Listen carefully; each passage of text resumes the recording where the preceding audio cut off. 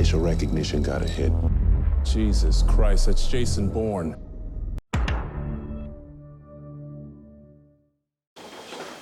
안녕하십니까. 길벗 아카데미에서 국어를 가르치는 조영지입니다. 오늘 제가 받은 문제 고2 국어 중세문법 문제인데요. 이 문제 3등급 잡고서 해설하도록 하겠습니다. 자, 문제 잠깐 부탁드리겠습니다. 문제 윗글을 바탕으로 보기에 AD를 탐구한 내용으로 적절하지 않은 것을 물어보고 있습니다. 그렇기 때문에 당연하게 체크 포인트에서는 이제 윗글을 정확하게 이해하는 게 들어가야 되는데요. 이 문제는 피동 표현에 대해서 이해를 하느냐 못하느냐를 물어보는 문제이기 때문에 첫 번째 체크 포인트는 피동 표현에 대한 이해로 잡도록 하겠습니다. 그 다음에 문제에서 잠깐 보게 되면은 A에서 D를 탐구해야 되는데 보면은 담겨, 박건을, 여리고, 바다시건을 같은 경우 다 형태소 단위로 쪼개져 있는데요. 함정에 빠지지 않고 정확하게 풀기 위해서는 이제 형태소 단위의 분석이 꼭 필요했던 문제입니다. 그래서 두 번째 체크 포인트는 형태소 단위 분석을 정확하게 해주고 그 다음에 이거를 이제 문제에 적용을 해야 됩니다.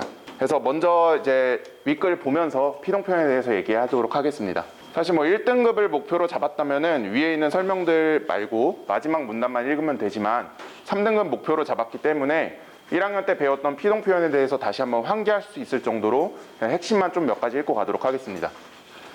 주어가 스스로 동작이나 행동을 하는 걸 능동이라고 하고 다른 대상에 의해 동작이나 행위를 당하는 걸 피동이라고 한다. 그래서 이제 능동문의 피동문으로 바뀔 때 주어는 부사어가 되고 능동문의 목적어는 주어가 된다라고 기본 내용 나와 있습니다. 사실 뭐 이 정도만 읽어줘도 2학년 아이들 1학년 때 배웠기 때문에 좀 어느 정도 상기가 될 거고요. 이어서 꼭 필요한 정보들 읽어보도록 하겠습니다. 피동은 크게 피동사 피동과 어지다 피동으로 나뉘게 된다. 피동사 피동은 파생어인 피동사에 의한다고 해서 파생적 피동이라고 부르기도 하는데 이때 피동전미사 이히, 리, 기 네 가지가 붙어서 만들어진다고 적혀 있습니다. 그 다음에 밑에 내용은 이제 문제풀이할 때 중요한 부분 아니기 때문에 좀 건너뛰고서 이쪽에 보게 되면은 그 다음에 이제 이쪽에 어지다 피동은 동사의 어간의 보조적 연결음이 어에다가 보조동사 지다가 결합된 어지다가 붙어서 이루어지는데 이것을 통사적 피동이라고도 부릅니다. 일단 두 가지 정리할 텐데요. 피동 표현을 지금 만들기 위해서는 첫 번째 지금 통사적 피동과 파생적 피동이 있다는 게 나와 있고요. 첫 번째 언급됐던 대로 파생적 피동부터 적도록 하겠습니다. 그리고 여기 언급되진 않았지만 어휘적 피동도 있긴 한데요. 이 부분은 마지막 문단 중세국어 읽으면서도 확인하도록 하겠습니다. 하지만 이제 15세기 국어, 즉 중세국어를 얘기하고 있는데요. 이때도 피동 표현이 사용되었다. 마찬가지로 파생적 피동은 능동사의 어간을 어근으로 하여 피동전미사 이히, 기 앞에 나왔던 리가 생략되어 있고요. 이게 붙어서 만들어졌는데 이때 리을로 끝나는 어간에 피동전미사 이가 결합되면은 이어 적지 않고 분철하여 표기했다고 적혀 있습니다. 김호원 선생님, 예. 15세기 국어 같은 경우에 이어 적기가 주로 사용됐는데 어떤 걸 이어 적기라고 하죠? 발음 나는 대로 좀 네, 발음 나는 대로 앞에 있는 받침을 넘겨서 적어주는 걸 이어 적기라고 합니다. 그래서 기본적으로 15세기 때 이가 사용됐다면 앞에 있는 받침이 넘어가줘서 표기에 반영을 해야 되는데 우리 리을 다음에 여기 있죠? 리을 다음에 이가 오는 경우에는 이런 이어 적기를 반영하지 않는다라고 특정한 내용이 적혀 있고 일반적이지 않은 내용은 반드시 문제에 나오겠죠. 그래서 이 부분 정리하고 가도록 하겠습니다. 그래서 15세기 기준으로 옮겨 적게 되면은 마찬가지로 파생적 피동이 그대로 사용이 됐는데요. 이, 히, 기 세 가지의 전미사를 사용을 했습니다. 그 다음에 추가 포인트로 체크해야 되는 거는 리을 받침 다음에 이가 오는 경우에는 분철이 된다. 하나 적어놓고 넘어가겠습니다. 이어서 읽어보게 되면은 통사적 피동은 보조적 연결음이 어에 보조동사 디다가 결합된 어디다가 사용되었다고 나와 있고요. 그 다음에 15세기 국어에서는 피동전미사 결합하지 않고도 피동의 의미를 나타내는 동사, 즉 아까 잠깐 언급드렸던 어휘 자체가 피동의 뜻을 가지고 있는 단어들이 지금에 비해 현대 국어에 비해 더 많이 존재했다는 정보가 적혀 있습니다. 그래서 이 부분도 잠깐 적고 넘어가도록 하겠습니다. 통사적 피동 같은 경우에 15세기를 기준으로 적게 되면은 보조적 연결음이 어가 먼저 나온 다음에 그 다음에 보조동사 디다가 결합되는 걸 알 수 있는데요. 어 같은 경우에는 언급되었듯이 연결음이고 디다 같은 경우에는 이제 보조동사에 해당됩니다. 이 정도 정보만 있어도 문제 푸는데 어려움이 없기 때문에 바로 문제 해설로 넘어가도록 하겠습니다. 3분 동안 문제 해설하도록 하겠습니다.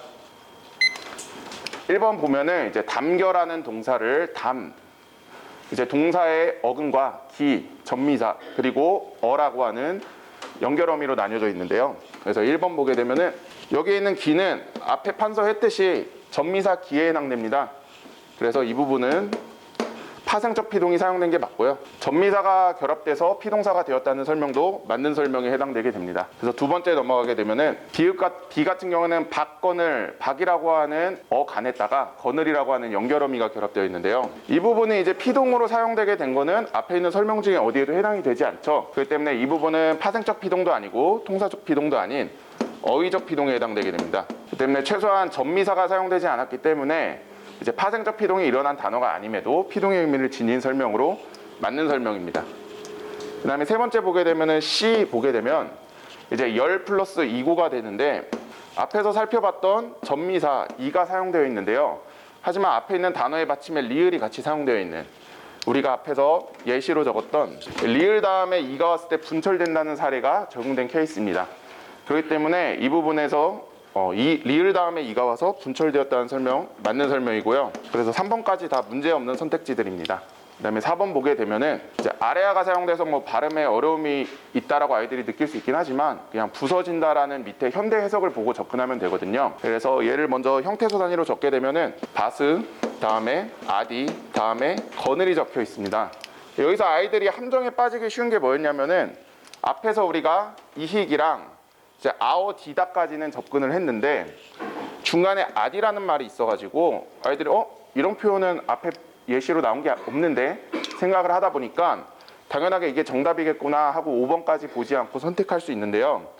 사실 여기에 보조동사라고 적어놓은 디다 같은 경우에는 어쨌든 간 동사에 해당되기 때문에 얘도 어간과 어미로 나눌 수 있겠죠. 네, 그래서 얘도 어간과 어미로 나눌 수 있는 디, 다 어간으로 나눠줄 수 있기 때문에 아디도 분명히 아디다라고 하는 동사의 형태를 지닌 겁니다. 그렇기 때문에 이 부분에서 통사적 피동이 사용됐다고 볼 수 있고 그렇기 때문에 피동의 의미가 만들어졌다고 할 수 있어서 얘도 맞는 설명이 되게 됩니다. 마지막 5번 선택지 보겠습니다.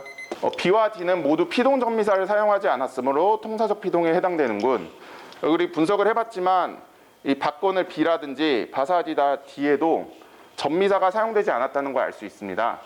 그래서 단순히 보게 되면은 전미사 사용하지 않았으니까 통사적 피동이겠구나 하고 넘어갈 수 있는데 여기서 주의해야 되는 거는 파생적 피동이 아니라고 해가지고 반드시 통사적 피동에 해당되는 것도 아닙니다. 왜냐하면 앞에 언급드렸다시피 박건을처럼 어휘 자체가 피동의 의미를 지닐 수도 있기 때문에 이 부분에서 B 같은 경우에는 어휘적 피동에 해당되겠어 파생적 피동이 아니라고 해서 통사적 피동이라고 설명하는 5번이 틀린 선택지가 되는 겁니다. 그렇기 때문에 정답은 5번이고요.